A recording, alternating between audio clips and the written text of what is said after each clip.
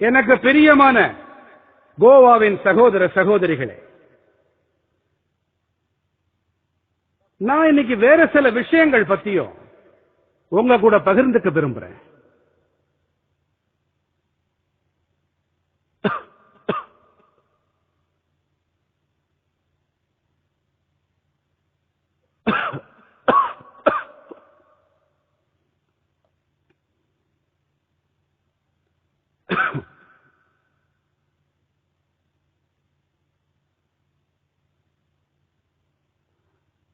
எட்டாம் தேதி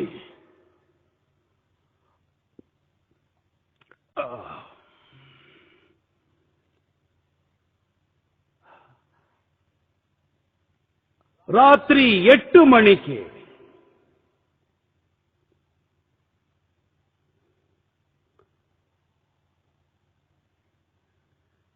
தேசத்தின் கோடிக்கணக்கான மக்கள் நிம்மதியா தூக்கத்தில் ஆழ்ந்திருந்தாங்க.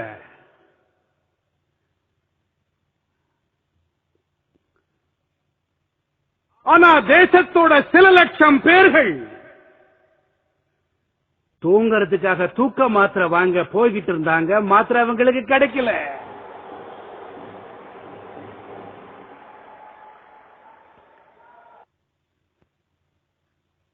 எனக்கு பிரியமான நாட்டு மக்களே, நான் 8ஆம் தேதி அன்னைக்கு இரவு 8 மணிக்கு நாட்டு மக்களுக்கு தெரியும், கருப்பு பணத்துக்கு எதிரா, ஊழலுக்கு எதிரா நான் தொடங்கி இருக்கிற இந்த போராட்டம், நாடு தொடுத்திருக்கிற இந்த போராட்டம், நாட்டோட ஒவ்வொரு நாணயமான குடிமகனும் மேற்கொண்டிருக்கிற இந்த போராட்டம் இந்த திசையை நோக்கி ஒரு முக்கியமான படி எடுத்து வச்சிருக்கோம்.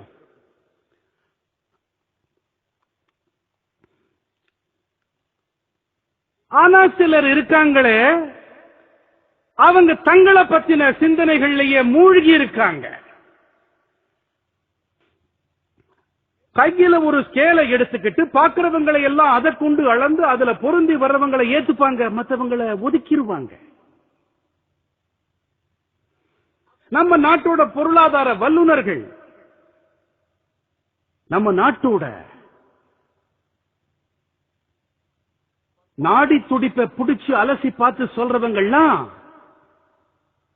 இந்த பழைய அரசுகள், இந்த பழைய தலைவர்கள், அவங்களை எல்லாம் அளக்க பயன்படுத்துற தராச பயன்படுத்தாம புது அளவுகோல்களை பயன்படுத்தி இருந்தாங்கன்னா இந்த கஷ்டம் அவங்களுக்கு வந்திருக்காது.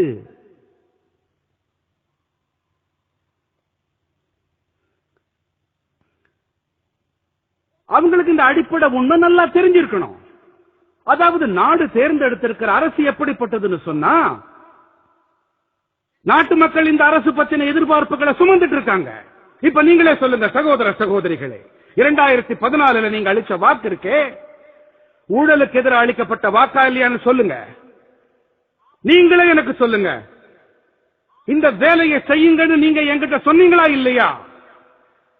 கருப்பு பணத்துக்கு எதிராக செயல்படணும்னு நீங்க எனக்கு ஆணையிட்டீங்களா இல்லையா? நீங்க தானே என்கிட்ட சொன்னீங்க. அப்ப இதை நான் செய்யணுமா இல்லையான்னு சொல்லுங்க.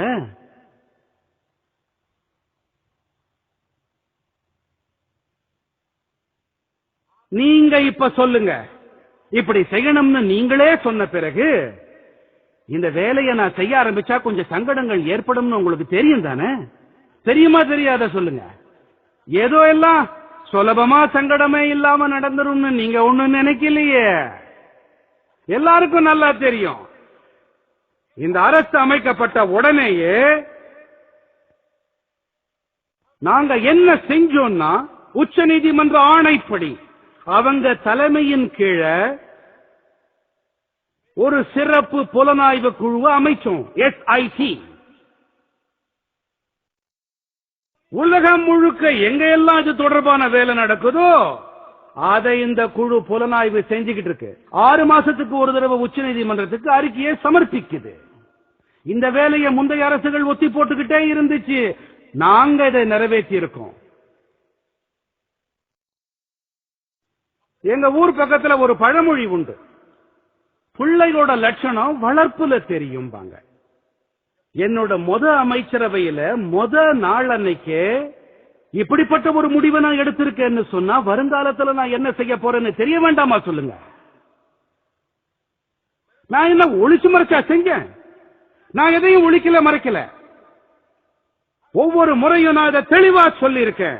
நான் இன்னைக்கு உங்க முன்னால இதை தெளிவுபடுத்த விரும்புறேன். நான் சொல்றத நாடு கேட்டுக்கிட்டு இருக்கு. நான் நாடு கிட்ட இருந்து எதையும் இருட்டடிப்பு செஞ்சது இல்ல. நான் இதுவரை நாட்டுக்கு எந்த தவறான புரிதலையும் ஏற்படுத்தல. மனசை திறந்துதான் பேசியிருக்கேன். நாணயத்தோடு தான் நான் பேசியிருக்கேன்.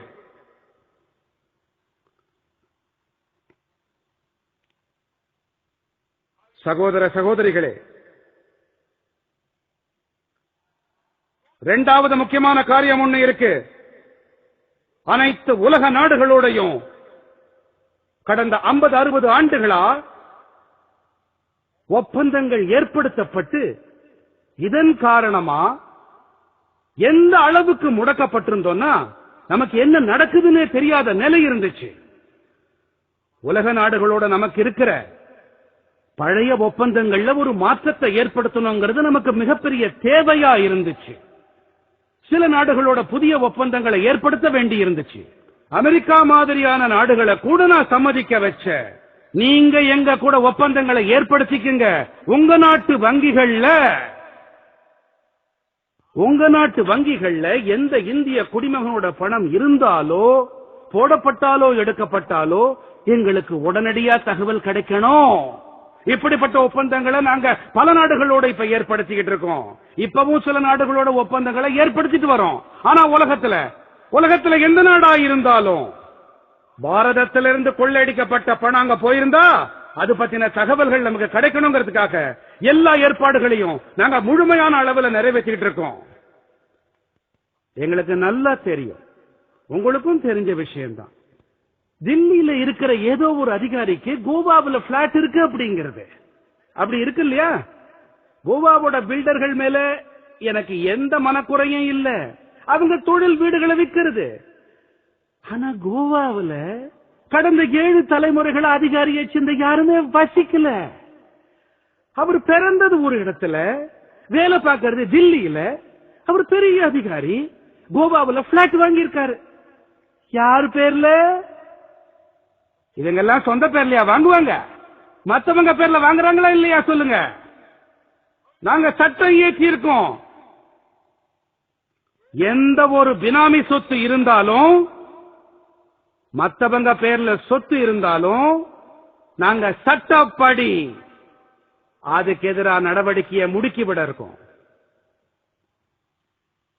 இந்த சொத்து நாட்டுக்கு சொந்தமானது. இந்த சொத்து நாட்டில் இருக்கிற ஏழை மக்களுக்கு சொந்தமானது.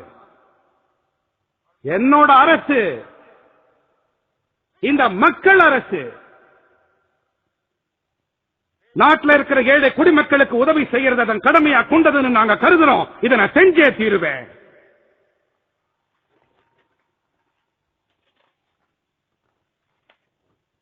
நாம பார்த்திருக்கலாம், வீட்டுல கல்யாணம் நல்ல நிகழ்ச்சின்னு ஏதாவது நடக்கும் போது நாம நகைகள் வாங்குறது வழக்கம்.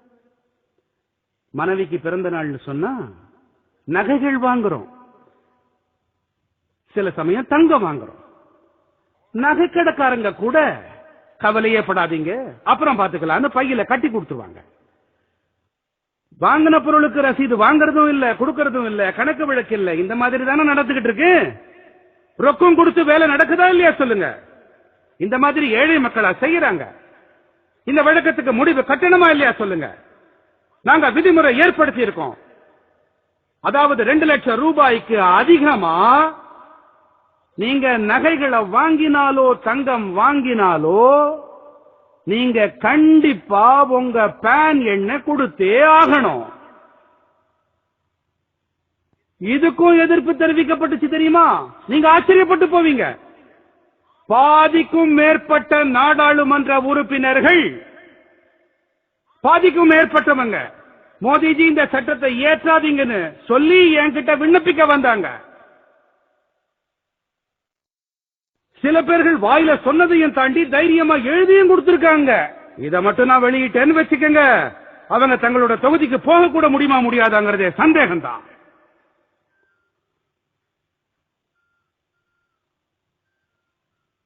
உங்ககிட்ட பணம் இருக்கு, நீங்க தங்க நகைகள் வாங்குறீங்கன்னு சொன்னா வருமான வரித்துறை கொடுத்திருக்கிறவங்களுடைய பேன் எண்ண குறிப்பிடுங்கன்னு தானே சொல்றோம். அப்பத்தானே தெரியும் யார் எவ்வளவு வாங்குறாங்கன்னு. பணம் எங்க இருந்து வருது, எங்க போகுதுன்னு தெரிய வரும். சகோதர சகோதரிகளே, இது 70 ஆண்டு காலமா பீடிச்சிருக்கிற வியாதி. இத நான் 17 மாசங்கள்ல சரி செஞ்சே ஆகணும்.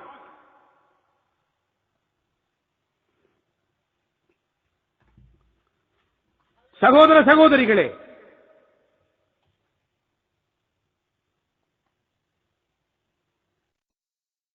நாங்க இன்னொரு வேலையும் செஞ்சிருக்கோம். இத முந்தைய அரசுகளுமே கூட செஞ்சிருக்கு. நகை செய்யறவங்க இருக்காங்களே, தங்கம் தொடர்பான விஷயங்கள்லாம் இவங்க மேல எந்த ஒரு சுங்க தீர்வையும் விதிக்கப்படுறதில்லை. முன்னால அரசு தீர்வையை விதிக்க முயற்சி செஞ்சது, ரொம்ப குறைவா விதிக்கப்பட்டது. ஆனா எல்லா நகை வியாபாரிகளும் சேர்ந்து, இந்த நகை வியாபாரிங்க எண்ணிக்கை ரொம்ப குறைவு. ஒரு கிராமத்துல 1-2 பேர்கள் தான் இருப்பாங்க. பெரிய நகரம் சொன்ன ஒரு 50-100 பேர்கள் இருப்பாங்க. ஆனா அவங்களோட பலம் ரொம்ப அதிகங்க. பெரிய பெரிய எம்பிக்கள் எல்லாம் பைக்குள்ள போட்டு வச்சிருப்பாங்க. நாங்க நகைகள் மேல சுங்க தீர்வை விதிச்ச போது அப்ப எனக்கு ஏகப்பட்ட நெருக்கடி கொடுக்கப்பட்டது. எம்பிக்களோட அழுத்தம், பிரதிநிதிகள் குழு வந்தாங்க, எனக்கு அறிமுகமானவங்க வந்தாங்க. ஐயா, வருமான வரித்துறைக்காரங்க எல்லாத்தையும் வாரி சுருட்டிக்குவாங்க, எங்களை நடுத்தரவுக்கு கொண்டு வந்துருவாங்க. இப்படி இவங்க சொன்னதெல்லாம் கேட்டுட்டு நானும் கூட பயந்தே போயிட்டேன். ஐயோ, நான் எதையாவது செய்ய போக ஏதாவது ஆயிர போகுதே. அப்ப நான் சொன்னேன், நாம 2 குழுக்களை ஏற்படுத்தி உரையாடுவோம், பேச்சுவார்த்தை நடத்துவோம்னு சொன்னேன். அவங்களுக்கு நம்பிக்கை தரக்கூடிய வகையில வல்லுநர் குழுவை அரசு தரப்புல அமைச்சோம். முந்தைய அரசுகள் இந்த மாதிரி ஈடுபட்ட முயற்சியை வாபஸ் பெற வேண்டி இருந்துச்சு. ஆனா ஐயா, நான் நாட்டை நாணயமா நிர்வாகம் செய்ய நினைக்கிறேன். நான் தீர்மானத்தை வாபஸ் வாங்கல. நகை வியாபாரிகளுக்கு நம்பிக்கை அளிச்சேன். யாரும் உங்ககிட்ட அநியாயமா நடந்துக்க மாட்டாங்க. அப்படி யாராவது வருமான வரித்துறைக்காரங்க அநியாயமா நடந்துகிட்டா நீங்க உங்க மொபைல் போன்ல அதை பதிவு செஞ்சிருங்க, அவங்களுக்கு எதிராக நான் நடவடிக்கை எடுக்கிறேன்னு சொன்னேன். இந்த படியை நாங்க எடுத்து வச்சோம். இதையெல்லாம் பார்த்த பிறகு வருங்காலத்தில் மோடியோட நடவடிக்கை என்னவா இருக்கும் உங்களால புரிஞ்சுக்கவா முடியல. ஆனா நீங்க உங்க உலகத்துல மூழ்கி திளைச்சு போயிருந்தீங்க. மத்த அரசியல் கட்சிகள் தலைவர்கள் மாதிரி இந்த ஆளு வந்துட்டு போயிருவார் நினைச்சிருந்தீங்கன்னா, நான் சகோதர சகோதரிகளே பதவியில உட்கார்றதுக்கு பிறப்பெடுக்கல.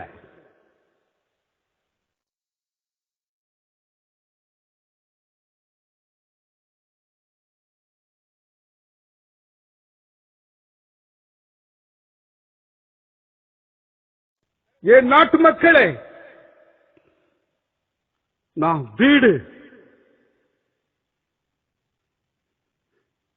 குடும்பம்,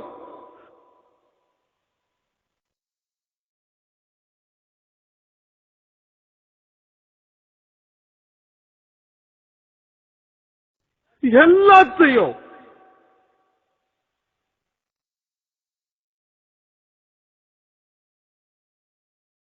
நாட்டுக்காக தியாகம் செஞ்சிருக்கேன்.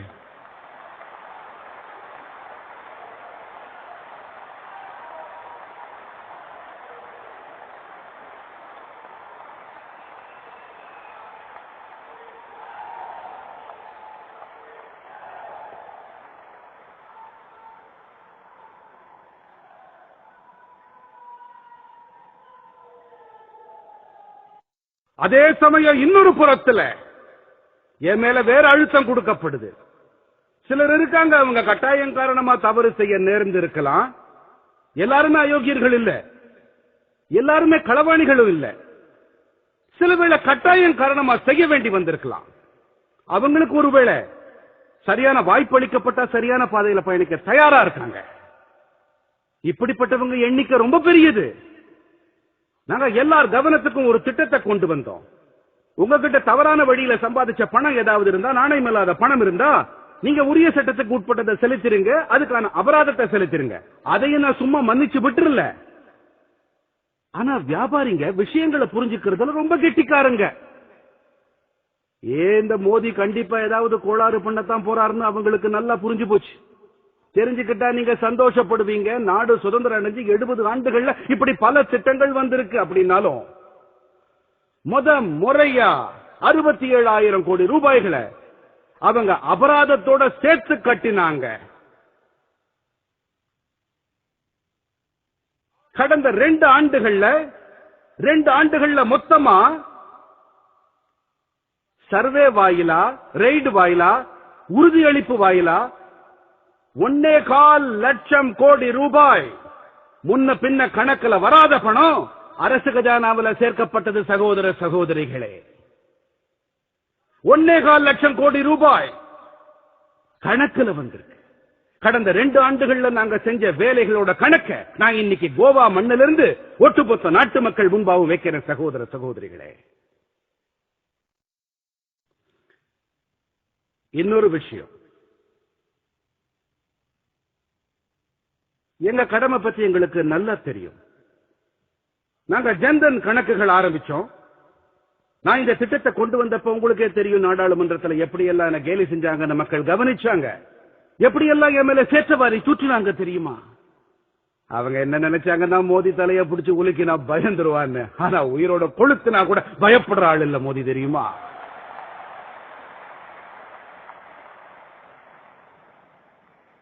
அதுக்கு பிறகு நாங்க தொடக்க கட்டமா ஒரு வேலையை செஞ்சோம்.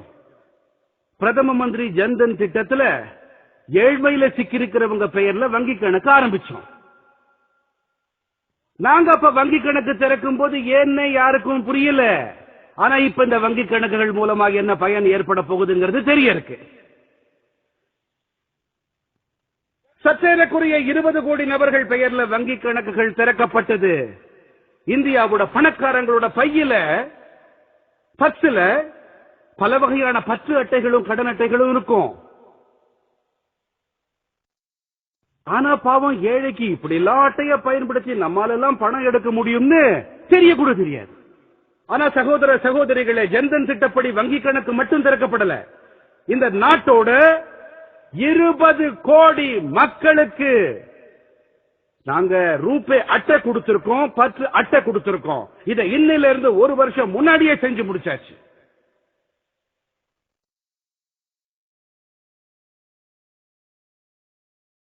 அவரோட கணக்குல பணம் இருந்தா அவர் தன் பற்றட்டை மூலமா அவர் மார்க்கெட்ல இருந்து எந்த ஒரு பொருளையும் வாங்கிக்க வசதி செய்யப்பட்டிருக்கு சகோதரர்களே. ஆனா எல்லாத்தையும் அரசியல் ரீதியா பார்க்கிற கண்ணோட்டம் இருக்கு. ஆனா இதுல எந்த அரசியல் கலப்பும் இல்ல. நான் மெல்ல மெல்ல மெல்ல நாட்டோட பொருளாதாரத்தை சீர் செய்யறதுக்காக பலவிதமான மருந்துகளை கொடுத்துட்டு இருந்தேன். மெல்ல மெல்ல அளவையும் அதிகரிச்சுட்டு வந்தேன். நான் அளவை மெல்ல மெல்ல அதிகமாக்கிட்டு வந்தேன். இப்ப சகோதர சகோதரிகளே,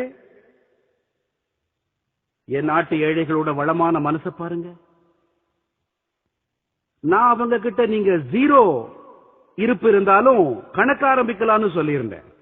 ஒரு முறை நீங்க வங்கிக்குள்ள உங்க காலை எடுத்து வைக்கணும், அவ்வளவுதான். இந்த பொருளாதார அமைப்புல உங்களுக்கு ஒரு இடம் இருக்கணும்.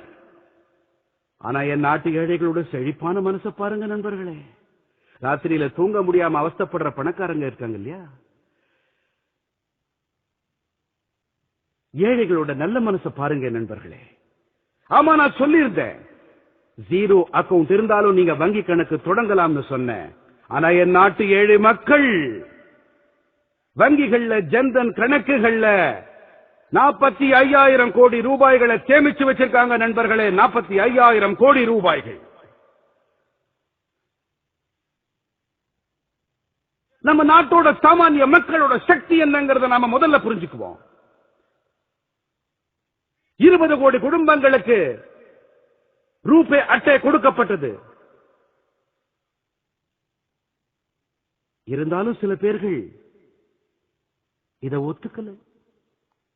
அவங்க என்ன நினைச்சாங்கன்னா ஏதாவது ஒரு அரசியல் தொடர்பை பயன்படுத்தி சரி கட்டலாம்னு நினைச்சாங்க. நாங்க ஒரு பெரிய ரகசிய ஆபரேஷனை செஞ்சோம். மனோகர்ஜியால செய்ய முடிஞ்ச என்னாலையும் தானே முடியும்.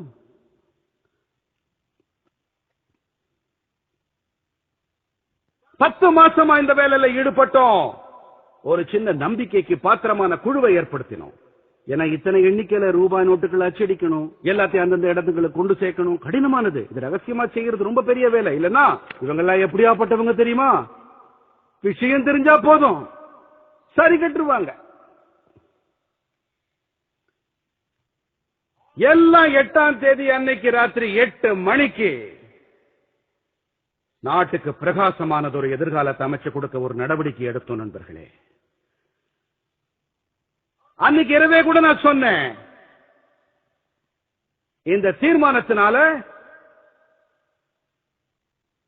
கஷ்டங்கள் ஏற்படும், சங்கடங்கள் உண்டாகும், சிரமங்கள் ஏற்படும். இதை நான் முதல் நாள் அன்னைக்கே சொன்னேனே. ஆனா சகோதர சகோதரிகளே, நான் இன்னைக்கு நாட்டோட கோடிக்கணக்கான மக்கள் முன்னால தலைவணங்குற சினிமா தியேட்டர்கள்ல கூட மக்கள் வரிசையை நீங்க பார்த்திருக்கலாம். அங்க கூட டிக்கெட்டுக்காக மோதல் ஏற்படலாம். கடந்த 4 நாட்களா நானும் பார்த்துட்டு இருக்கேன். ஆயிரக்கணக்கான மக்கள் பணத்துக்காக வரிசையா கியூவுல நிக்கிறாங்க. ஆனா ஒவ்வொருத்தர் வாயிலிருந்து வர சொற்கள் எல்லாம் கஷ்டமா இருக்கு, சிரமமா இருக்கு, ரொம்ப நேரம் நிக்கிறதால கால் வலிக்குது, ஆனா நாட்டுக்கு நல்லது நடக்கணும். நான் இன்னைக்கு இந்த பொது மேடையில வங்கிகளோட அனைத்து பணியாளர்களுக்கும் என் வணக்கங்களை தெரிவிச்சுக்கிறேன். ஒரே வருஷத்துல, நான் சொல்றத கவனமா எழுதிக்கங்க, ஒரு வருஷத்துல வங்கி பணியாளர்கள் எத்தனை வேலை செய்ய வேண்டியிருக்கோ அதை விட அதிகமான வேலைய அவங்க கடந்த ஒரு வார காலத்துல செஞ்சுக்கிட்டு இருக்காங்க. அதை விட அதிகமான வேலைய. எனக்கு ரொம்ப சந்தோஷமா இருந்துச்சு. நான் சமூக வலைத்தளங்கள்ல பார்த்தேன், வங்கியோட ஓய்வு பெற்ற பணியாளர்கள், சிலரோட வயசு 70, சிலருக்கு 75 வயசு, அவங்க வங்கிக்கு போனாங்க. நாங்க ரிட்டையர் அனுபவம் ஆயிட்டோம், ஆனா இந்த புனிதமான காரியத்துல எங்களோட சேவைகளை ஒருவேளை நீங்க பயன்படுத்திக்க நினைச்சீங்கன்னா நாங்க உதவி செய்ய தயாரா இருக்கோம்னு சொன்னாங்க. நான் ரிட்டையர் ஆன அந்த வங்கி பணியாளர்களுக்கும் இன்னைக்கு என் வணக்கங்களை தெரிவித்துக் கொள்ள விரும்புறேன். அவங்க ரிட்டையர் ஆனாலும் சேவை செய்யணுங்கிறதுக்காக அவங்க முன்னதா வேலை செஞ்ச வங்கி கிளைக்கு போனாங்க, விண்ணப்பம் தெரிவிச்சாங்க. அவங்களுக்கு நன்றிகளை தெரிவிச்சுக்கிறேன். அதே மாதிரி வெயில பொருட்படுத்தாம வரிசையில நின்னவங்களுக்கு தங்களோட சொந்த செலவுல தண்ணி கொண்டு கொடுத்தாங்க. வயதானவங்க உட்கார வசதி செஞ்சு கொடுத்தாங்க. நாலா பக்கமும் குறிப்பா நாட்டின் இளைய சமுதாயத்தினர் இந்த வேலையை வெற்றியாக்க முழுமூச்சோட இயங்கிக்கிட்டு இருக்காங்க. என் நாட்டின் இந்த இளைஞர்களுக்கு என் வணக்கங்களை தெரிவிச்சுக்கிறேன். இந்த வேலையோட வெற்றிக்கு காரணம் 8ஆம் தேதி 8 மணிக்கு மோதி எடுத்த முடிவில்ல. இந்த வேலையோட வெற்றிக்கான காரணம் 125 கோடி நாட்டு மக்கள். அதுல சில லட்சம் பேர்களை ஒதுக்கிடுங்க, சில லட்சம் பேர்களை தவிர எல்லா மக்களும் முழுமையா அதில் ஈடுபட்டிருக்காங்க.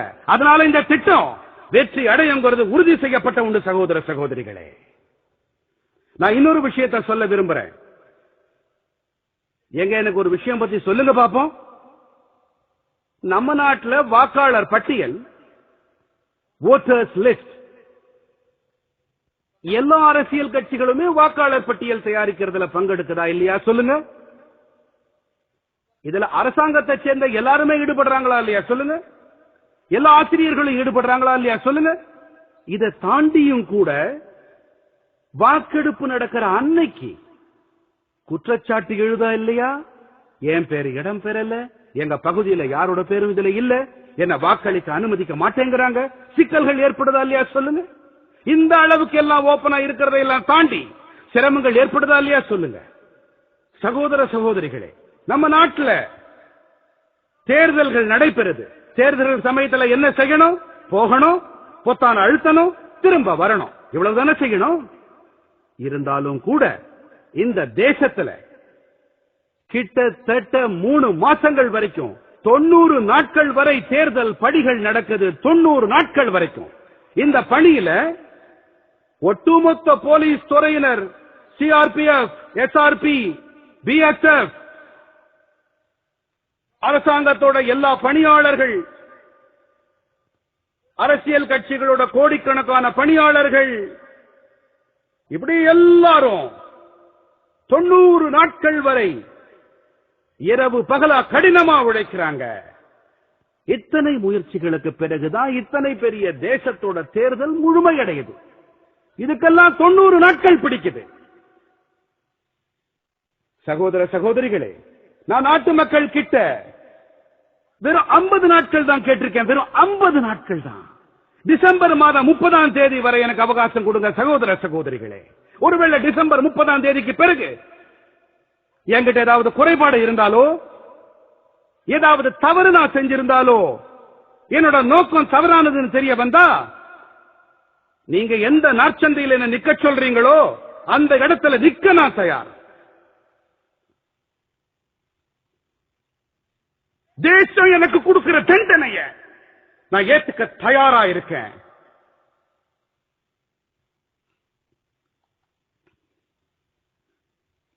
ஆனா என் நாட்டு மக்களே, உலகம் முன்னேறிக்கிட்டே இருக்குது. பாரதத்தோட இந்த பெருநோய் நாட்டை சீர்குலைச்சுக்கிட்டு இருக்குது. 800 மில்லியன்,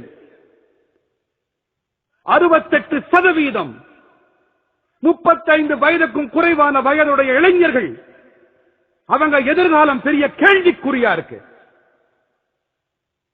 ஆகையால தான் என் சகோதர சகோதரிகளே, யாரெல்லாம் அரசியலாக்க நினைக்கிறாங்களோ ஆக்கட்டும், யாரோட கருப்பு பணம் நாசமாச்சோ அவங்க ஒப்பாரி இருக்கட்டும், என் மேல சேருவாரி தூத்தட்டும்.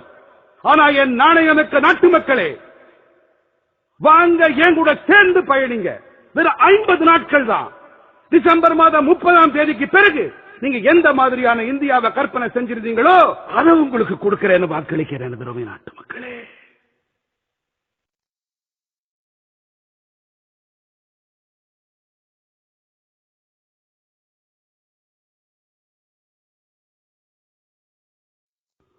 மக்களே,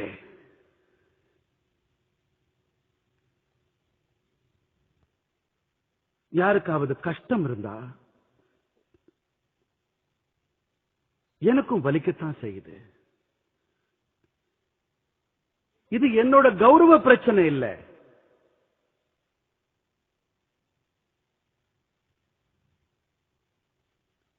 சகோதர சகோதரிகளே, நான் பாதகங்களை பக்கத்தில் இருந்து பார்த்திருக்கேன்.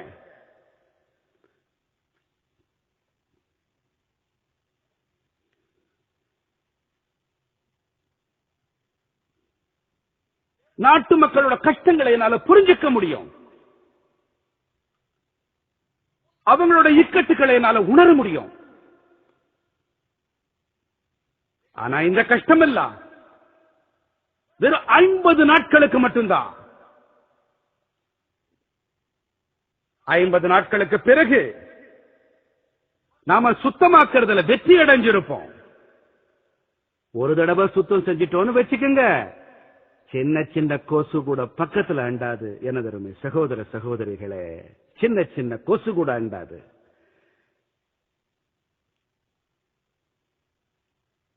எனக்கு நம்பிக்கை இருக்கு.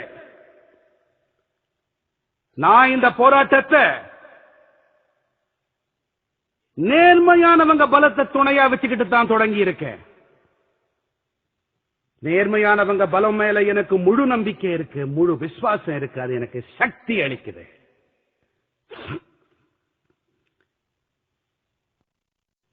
யாரெல்லாம் இந்த வெள்ளத்துல மூழ்கிக்கிட்டு இருக்காங்கிறத உங்களால கற்பனை கூட செஞ்சு பார்க்க முடியாது. புனித கங்கையே கூட ஆச்சரியத்துல மூழ்கி இருக்கு. நேற்று வரைக்கும் காலனா காசு ஆத்துல போடாதவங்க எல்லாம் இன்னைக்கு கத்த கத்தையா நோட்டுகளை போடுறாங்க. ஏழை விதவை தாய் மோதிக்கு ஆசீர்வாதம் கொடுத்து சொல்றா, மகனே, என்ன மகனோ மருமகளோ இது வரைக்கும் கண்டுகிட்டதே இல்லை. நேற்று என் கணக்குல 2.5 லட்சம் ரூபாய போட வந்தாங்க. அப்படிப்பட்ட ஏழை விதவை தாய்மார்களின் ஆசைகள் எல்லாம் தேசத்தை சுத்தமாக்கிற யாகத்தை முன்னெடுத்து செல்லும். நீங்க கவனிச்சீங்களா எப்படிப்பட்ட ஆளுங்கெல்லாம் இருந்தாங்க? 2G ஊழல், நிலக்கரி ஊழல், பல ஆயிரம் கோடிகள். இதெல்லாம் தெரியுமில்லையா? நினைவிருக்குல்ல? இன்னைக்கு 4000 ரூபாயை மாத்த வரிசையில நிக்க வேண்டி இருக்குங்கய்யா.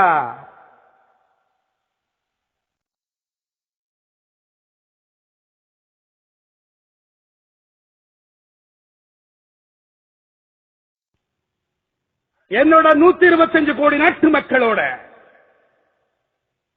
அன்பு இல்லைன்னு சொன்னா, நம்பிக்கை இல்லைன்னு சொன்னா, அரசுகள்லாம் வரும் போகும் வரும் போகும். என் சகோதர சகோதரிகளே, இந்த நாடு என்னைக்கு நிலைச்சு நிற்கும். இந்த நாட்டோட எதிர்காலம் ஒளிமயமானது. இந்த ஒளிமயமான எதிர்காலத்துக்காக கஷ்டங்களை சகிச்சுக்கலாம். சில வேளைகள் ஆச்சரியமா இருக்கு. நேத்து நான் ஒரு பத்திரிகையாளர் நண்பர் கூட பேசிக்கிட்டு இருந்தேன். எப்ப சந்திச்சாலும் சொல்லுவாரு, மோதிஜி போர் நடக்கட்டும், போர் நடக்கட்டும் பாரு. சரி, இதனால கஷ்டங்கள் ஏற்பட்டா என்ன செய்வீங்கன்னு கேட்டேன். மின்சாரம் தடைப்படும், பொருட்கள் கிடைக்கிறது சிரமமா இருக்கும், ரயில்கள் ரத்து செய்யப்படும், ரயில்கள்ல ராணுவ வீரர்கள் போவாங்க, உங்களால போக முடியாது. அப்ப என்ன செய்வீங்க? அப்படி நடக்கும் நான் சொல்றீங்கன்னு கேட்டாரு. சொல்றது எல்லாருக்கும் சுலபம் நண்பர்களே. உபதேசத்தை யாரு வேணா சொல்லலாம். ஆனா முடிவெடுக்கப்படும் போது அதுக்கு ஒத்துழைப்பு கொடுக்கறதுல சாமானிய மக்களுக்கு எந்த விதமான கஷ்டமும் இருக்காது. நான் நாட்டு மக்களுக்கு இன்னொரு விஷயத்தை தெரிவிக்க விரும்புறேன். இப்பெல்லாம் பல பேர்களுக்கு இந்த கருப்பு பண ஊழல் பத்தி எல்லாம் பேசுற தைரியம் இருக்கிறது இல்ல. இதுக்கு எதிராக யாராவது பேசினா அவங்க மாட்டிக்கிறாங்க. ஏன்னா அவங்க கிட்ட மறைக்க என்னவோ இருக்கு. எல்லாரும் பெரிய சிரிப்பை வரவழைச்சுக்கிட்டு, மோதிஜி நல்ல வேலை தான் செஞ்சிருக்காரு, நல்லதை செஞ்சிருக்காருங்கிறாங்க. அப்புறம் ஏதோ நண்பருக்கு போன் போட்டு பேசுறாரு. நண்பா, ஏதாவது வழி இருக்கா? அவரு சொல்றாரு, நண்பா மோதிஜி இருக்காரு, அவரு எல்லா வழிகளையும் அடிச்சுட்டாருங்கிறாரு. ஆகையினால வதந்திகளை பரப்புறாங்க. ஒரு நாள் ஒரு வதந்தி பரவிச்சு, உப்பு விலை அதிகமாயிருச்சு. நீங்களே சொல்லுங்க, 500 ரூபாய் நோட்டு 1000 ரூபாய் நோட்டு இருக்கு. யாராவது 1000 ரூபாய் நோட்டு எடுத்துட்டு உப்பு வாங்க போவாங்களா? இப்படி ஏன் செய்யறாங்கன்னு சொன்னா, அவங்க கொள்ள போயிட்டாங்கன்னு அவங்களுக்கு நல்லா தெரியும். 70 ஆண்டு காலமா சேர்த்து வைக்கப்பட்டிருந்துச்சு. அதிக விலை மதிப்பான பூட்டும் போட்டு பூட்டு வச்சிருந்தாங்க. இப்ப சீந்த கூட யாரும் இல்ல, சீந்த கூட நாதி இல்ல. பிச்சை எடுக்கிறவங்க கூட ஐயா வேணாம் 1000 ரூபாய் நோட்டை போடாதீங்கன்னு சொல்றாங்க.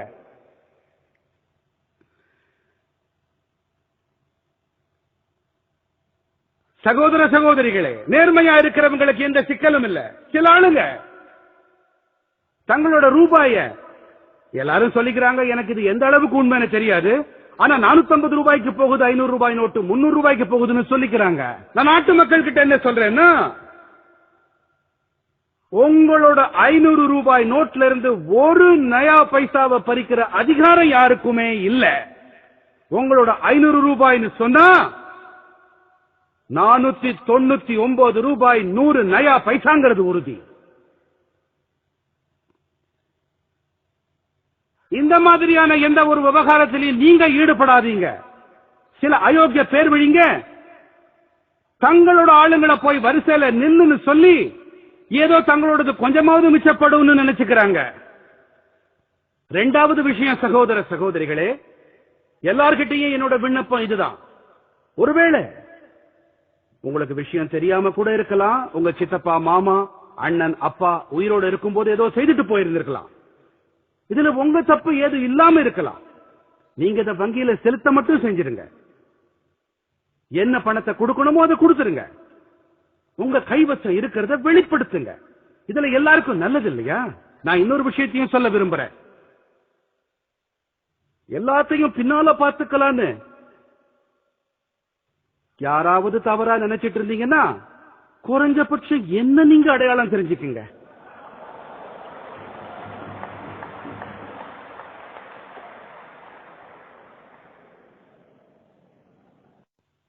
நாடு சுதந்திரம் அடைஞ்சதிலிருந்து இப்ப வரைக்குமான உங்க எல்லா அயோக்கியத்தனத்தையும் அம்பலத்துக்கு கொண்டு வருவேன். யாருக்கிட்ட அயோக்கியத்தனமா சேர்த்த பணம் இருக்கோ அது வெத்து காகிதம் நினைச்சுக்கங்க, எந்த பயனும் கிடையாது. அதுக்காக அதிக முயற்சி எடுக்காதீங்க. இல்லன்னா நான் தேவைப்பட்டா 1,00,000 நோட்டுகளை கூட அச்சடிப்பேன். உங்க வடிகட்டின அயோக்கியத்தனத்தை முறியடிக்க அவற்றை நான் புழக்கத்தில் விடுவேன். ஆனா நாட்டுல இந்த மாதிரியான வேலைகள் நடந்துட்டு வர்றதுக்கு ஒரு முடிவு கட்டுவேன். இப்ப ஆளுங்க என்ன நல்லா புரிஞ்சுக்கிட்டாங்க. இத்தனை நாள் அவங்க என்ன சரியா புரிஞ்சுக்கல. ஆனா இப்ப நான் அவங்களுக்கு தெளிவா புரிய வச்சிருக்கேன். ஆனா இதோட முடிய போறதில்ல. இதோட விஷயம் நிக்க போறதில்ல. இதோட நடவடிக்கை ஓஞ்சிடாதுன்னு பட்டவர்த்தனமா தெரிவிக்கிறேன். நாட்டுல ஊழல் அயோக்கியத்தனம் எல்லாத்துக்கும் முடிவு கட்ட என் மூளையில இன்னும் கூட பல திட்டங்களை நான் தீட்டிக்கிட்டு இருக்கேன்.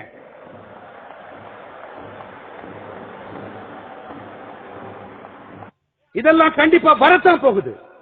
இதையெல்லாம் நான் நாணயமானவங்களுக்காகத்தான் செய்கிறேன் மக்களே. நாட்டோட ஏழை பாழைகளுக்காக நான் செய்கிறேன் மக்களே. கடினமா உழைச்சு வாழ்க்கையை நடத்திட்டு வர்றாங்களே, அவங்களுக்கு ஒரு வீடு கிடைக்கணும்.